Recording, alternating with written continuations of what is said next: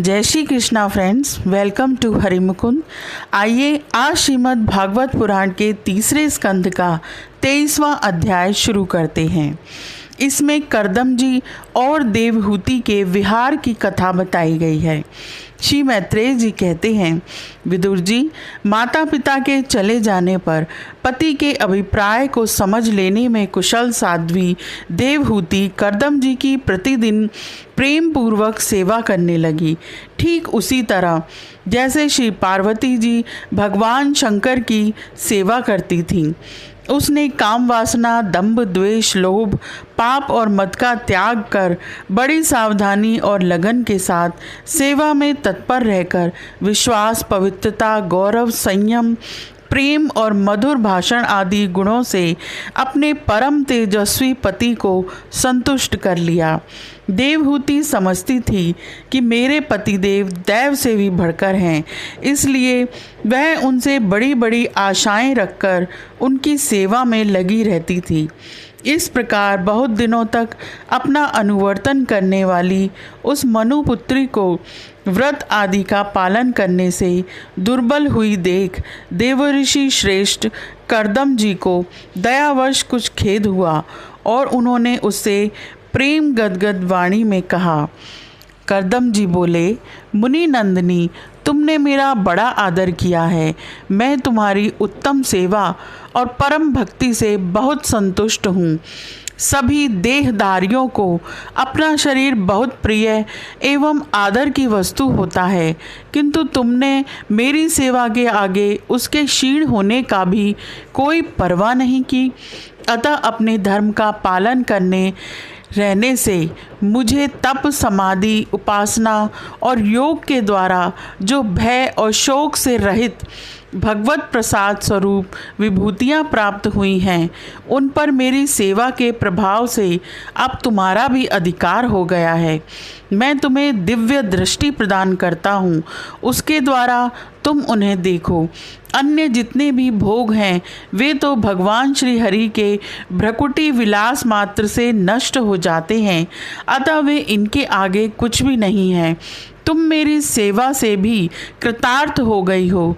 अपने पतिव्रत धर्म का पालन करने से तुम्हें ये दिव्य भोग प्राप्त हो गए हैं, तुम इन्हें भोग सकती हो।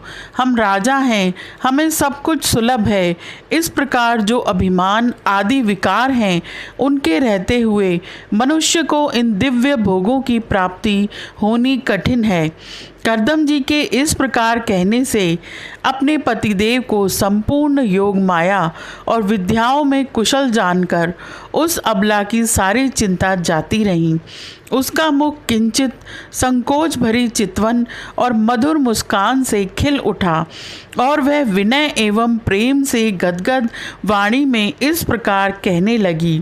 देवहूति ने कहा, स्वामी, मैं यह जानती हूँ कि कभी निष्फल न होने वाली योग शक्ति और त्रिगुणात्मिका माया पर अधिकार रखने वाले आपको ये सब ऐश्वर्य प्राप्त हैं, किंतु प्रभु, आपने विवाह के समय जो प्रतिज्ञा की थी कि गर्भाधान होने तक मैं तुम्हारे साथ गृहस्थ सुख का उपभोग करूंगा, उसकी अब पूर्ति होनी चाहिए, क्योंकि श्रेष्ठ पति के द्वारा संतान प्राप्त होना पतिव्रता स्त्री के लिए महान लाभ है।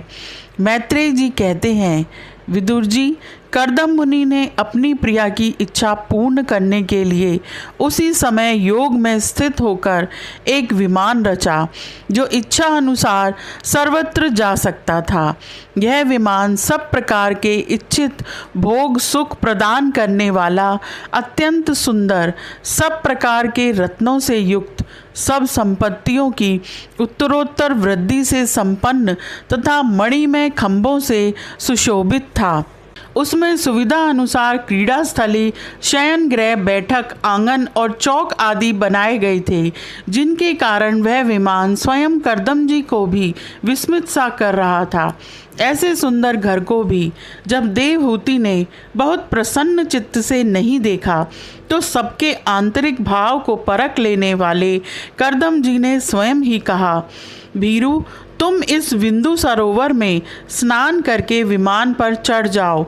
यह विष्णु भगवान का रचा हुआ तीर्थ मनुष्यों को सभी कामनाओं की प्राप्ति कराने वाला है।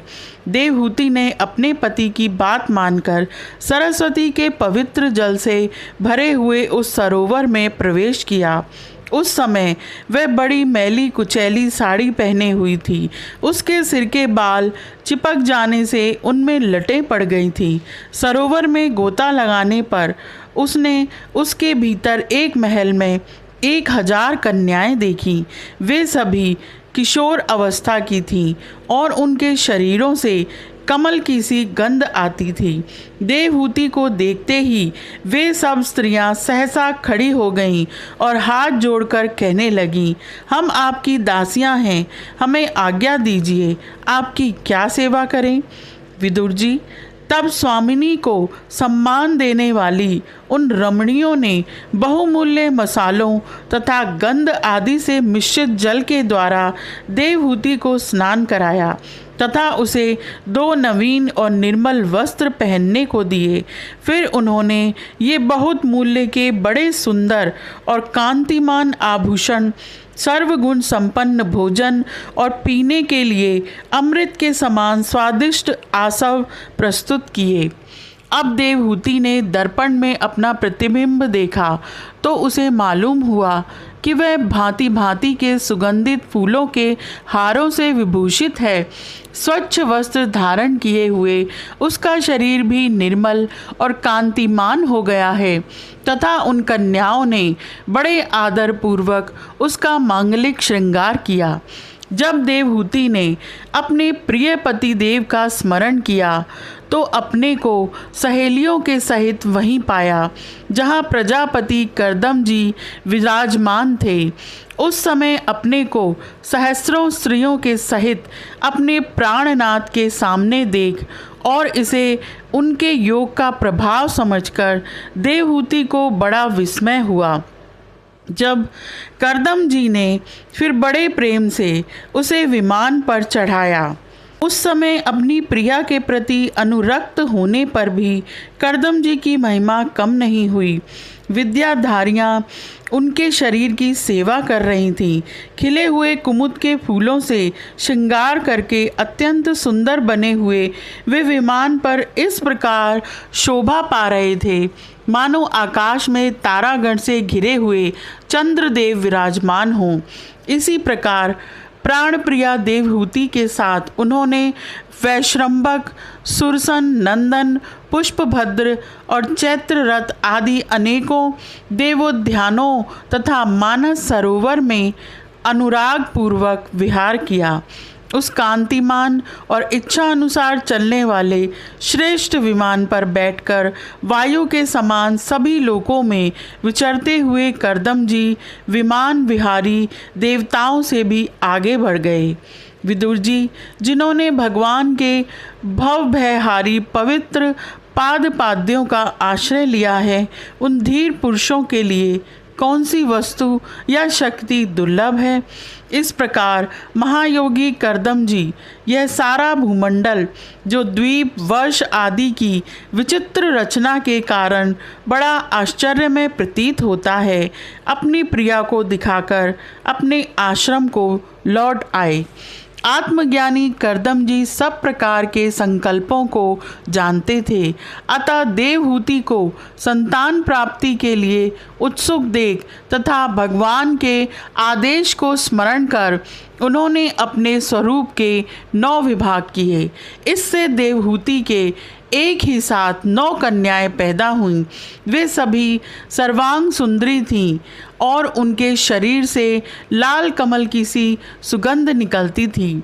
इसी समय शुद्ध स्वभाव वाली सती देवहूति ने देखा कि पूर्व प्रतिज्ञा के अनुसार उसके पतिदेव संन्यास आश्रम ग्रहण करके वन को जाना चाहते हैं, तो उसने अपने आंसुओं को रोककर ऊपर से मुस्कुराते हुए व्याकुल एवं संतप्त हृदय से धीरे धीरे अति मधुर वाणी में कहा, देवहूति ने कहा, भगवान, आपने जो कुछ प्रतिज्ञा की थी वह सब तो पूर्णतः निभा दी, तो भी मैं आपकी शरणागत हूँ, अतः आप मुझे अभय दान और दीजिए।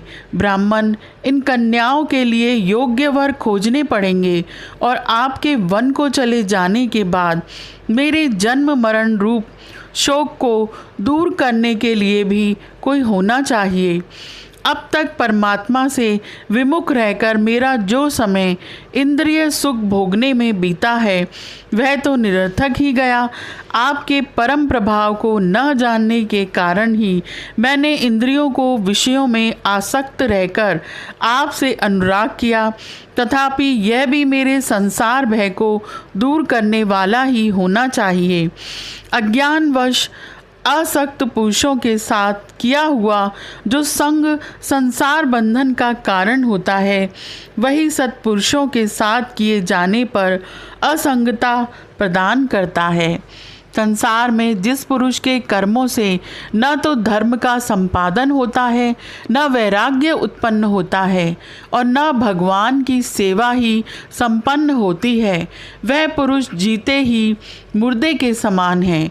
अवश्य ही मैं भगवान की माया से बहुत ठगी गई, जो आप जैसे मुक्तिदाता पतिदेव को पाकर भी मैंने संसार बंधन से छूटने की इच्छा नहीं की।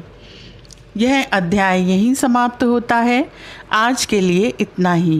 Please like, share and subscribe my channel. Thank you.